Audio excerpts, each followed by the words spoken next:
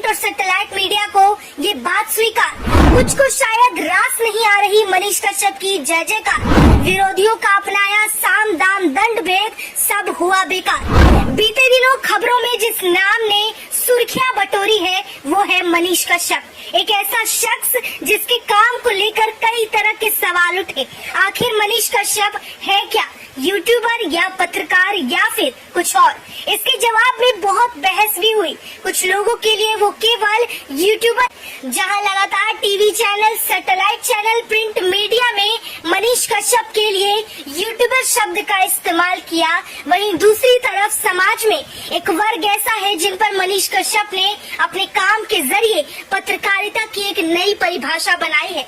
युवाओं के लिए मनीष कश्यप यूट्यूबर नहीं बल्कि एक पत्रकार है। वो पत्रकार जो निष्पक्ष रूप से और साहस दिखाते हुए अपनी रिपोर्टिंग के जरिए जमीनी हकीकत को सामने लाता है, गलत के खिलाफ आवाज उठाता है, न्याय की बात करता है, अधिकार दिलाता है। लेकिन वहीं दूसरी तरफ बात अगर मीडिया की करें तो मीडिया की पत्रकारिता और मनीष कश्यप द्वारा किया गया पत्रकारिता, दोनों में आसमान जमीन का फर्क है। और ये फर्क और भी बड़ा कर देती है प्रिंट मीडिया या फिर सैटेलाइट चैनल, क्योंकि कभी भी उनके लिए डिजिटल प्लेटफॉर्म पर अपने जरिए वीडियो ला रहे लोगों को उन्होंने पत्रकार माना ही नहीं। उनके लिए वो बस ब्लॉगर या फिर यूट्यूबर ही रहे हैं।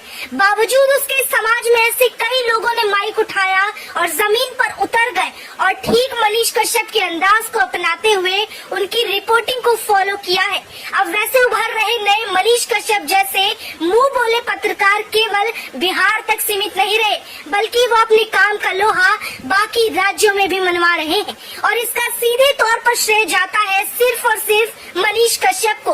एक साधारण सा लड़का जिसने इंजीनियरिंग की पढ़ाई की, जिसका सच में कोई पृष्ठभूमि पारिवारिक तौर पर या फिर कैसे भी पत्रकारिता जगत से नहीं है, बावजूद इसके माइक उठाकर उसने अपनी आवाज बुलंद करके लोगों को ये बात समझाई है कि हर कोई खुद में एक पत्रकार है, अगर वो सवाल उठाना जान जाए, मुद्दों को दिखाना जान जाए।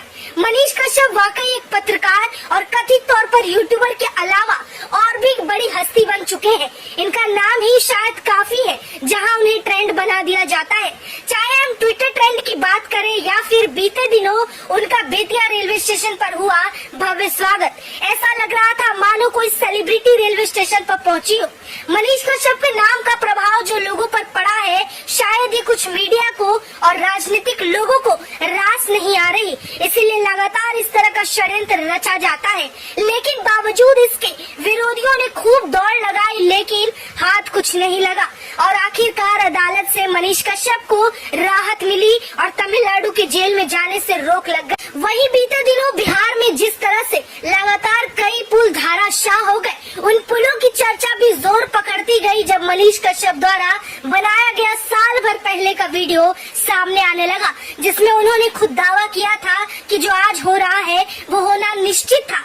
अब इस मुद्दे को अखबार और मीडिया चैनलों ने सुर्खियों में लाने से रोकने के लिए मनीष कश्यप को यूट्यूबर के जरिए केवल अपना ओपिनियन देने वाला और विचार साझा करने वाला बता दिया। उनका मानना है कि अगर कोई व्यक्ति पहले ही प्रिडिक्शन कर ले, यानी कि भविष्यवाणी कर दे और ऐसा होने का वीडियो बना ले, उससे वो पत्रकार नहीं बन जाता। लेकिन ये बात 100% साफ है और बिल्कुल सत्य है कि मनीष कश्यप ने जिस तरह से समाज में एक बदलाव लाया है, जहां उल्टी गंगा बहने लगी है, धारा के विपरीत हवा बह रही है, वहां अब जनता भी जागरूक हो गई है। तभी तो मनीष कश्यप के नाम को लेकर मीडिया चैनलों से विधानसभा तक इस मुद्दे पर बहस छिड़ी थी। जानकारी के लिए आपको बता दें कि इस वीडियो में कही गई बातें और पेश किए गए विचार दरअसल वन इंडिया प्लेटफॉर्म से लिया गया है।